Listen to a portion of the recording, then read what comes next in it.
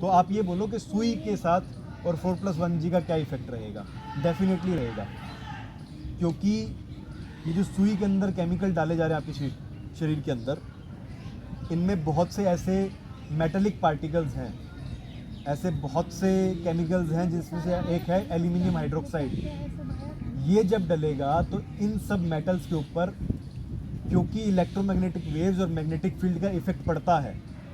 अगर सपोज कर लीजिए यहाँ पे एक लोहे का टुकड़ा पड़ा है और मैं कहीं दूर से मैग्नेटिक फील्ड जनरेट करता हूँ, तो क्या इस लोहे के टुकड़े के ऊपर कुछ फोर्स नहीं लगेगी?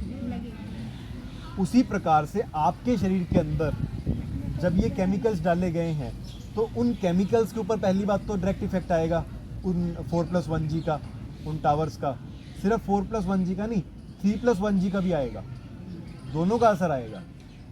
और तो और आपको पता है कि ये जो सुई के अंदर केमिकल डाले गए हैं, वो केमिकल जाने के बाद आपकी बॉडी के अंदर क्या होता है, ये जनरेट क्या करता है? क्या जनरेट करता है? Spike protein. Spike protein. कैसे स्पाइक प्रोटीन जनरेट करता है? आपके शरीर के अंदर अलग अलग मैकेनिज्म है, जिसको भेदने के बाद ही वो दूषित चीज़ जो आपके शरीर में पहुंच सकती है। पहला मैकेनिज्म आपका क्या है प्रोटेक्शन का? आपकी स्किन, उसको भेदती है वो सुई उसको भेद के अंदर चलेगी। उसके बाद अगला मैकेनिज्म क्या है आपके शरीर का प्रोटेक्शन मैकेनिज्म? आपका ब्लड। आपके ब्लड के अंदर अलग अलग सेल्स हैं, तो सेल्स के अंदर घुसने के लिए उन्होंने क्या टेक्नोलॉजी इस्तेमाल की है? Lipid nano technology. सुना है आपने इसके बारे में? लिपिड नैनो टेक्नोलॉजी सुना है आपने? लिपिड नैनो टेक्नोलॉजी है, उसके माध्यम से वो सेल के अंदर पेनिट्रेट करता है, अदरवाइज वो सेल जो है उसको अंदर घुसने नहीं देता। अब जब वो अंदर घुस गया है, सेल के अंदर एक होता है राइबोसोम। क्या होता है? राइबोसोम। राइबोसोम का काम होता है प्रोटीन को जनरेट करना, प्रोटीन बनाना। अब वो जो राइबोसोम है और इस वाला जो ये सुई है, इसकी टेक्नोलॉजी क्या है? M-RNA। सुना है इसके बारे में? तो M-RNA टेक्नोलॉजी जो है उसके अंदर क्या है, वो आपके राइबोसोम, क्योंकि पहला आपका जो प्रोटेक्शन मैकेनिज्म स्किन, उसको भेद दिया। दूसरा प्रोटेक्शन मैकेनिज्म आपका सेल की बॉडी, उसको भेज दिया लिपिड नैनो टेक्नोलॉजी से। तीसरे पॉइंट के ऊपर राइबोसोम जो है उसके ऊपर जाके कौन बैठ जाएगा? M-RNA। M-RNA जो है उस राइबोसोम के ऊपर जाके बैठ जाएगा और उसको जाके कमांड देगा कि बेटा तू अब क्या कर, तू स्पाइक प्रोटीन जनरेट कर। कौन सा स्पाइक प्रोटीन? वही स्पाइक प्रोटीन जो ये लोग कहते हैं जिसकी वजह से बीमारी हो रही है। अब वो जनरेट करना शुरू कर देगा। उस स्पाइक प्रोटीन का स्ट्रक्चर कुछ ऐसा सा है, टी टाइप का स्ट्रक्चर है। और अब ये टी टाइप का स्ट्रक्चर जो आपकी पूरी बॉडी के अंदर घूमना शुरू हो जाएगा। उस राइबोसोम को जाके M-RNA ने कमांड देने शुरू कर दिया कि तू स्पाइक प्रोटीन जनरेट कर। लेकिन बंद कब करेगा वो?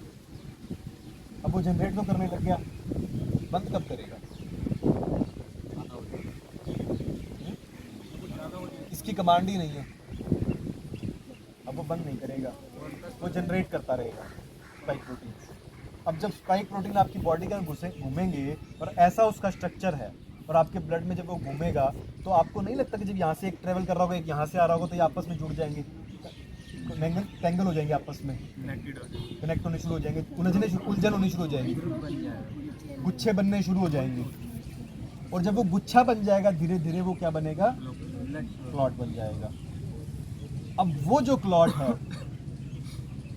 आपने सुना है क्लॉट जो ब्लड है उसमें हमारे आयरन होता है, सुना है आपने? और आयरन क्या होता है? मैग्नेटिक होता है ना? तो अगर कहीं पे ये छोटा सा आयरन पड़ा है, इसके ऊपर मैग्नेटिक फील्ड, और ये इकट्ठा इतना बड़ा सारा गुच्छा बन गया, इसके ऊपर मैग्नेटिक फील्ड, किसके ऊपर ज़्यादा लगेगा? गुच्छे के ऊपर ना। यानी कि आपके ब्लड का जो क्लॉट है उसके ऊपर इलेक्ट्रोमैग्नेटिक वेव्स और मैग्नेटिक फील्ड का जो है इफेक्ट पड़ेगा। अब जैसे जैसे वो तरंगे आएंगी उसके अकॉर्डिंग ये जो है रिएक्ट करेगा। फिर ये कभी आपके दिमाग में जाके रुकेगा तो ये आपका क्या हो जाएगा? Brain stroke. आपके हार्ट में जाके रुकेगा तो हार्ट अटैक। कहीं दूसरे गुप्तांगों में जाके रुक जाएगा तो उनको इनफर्टिलिटी टाइप की प्रॉब्लम्स आएंगी।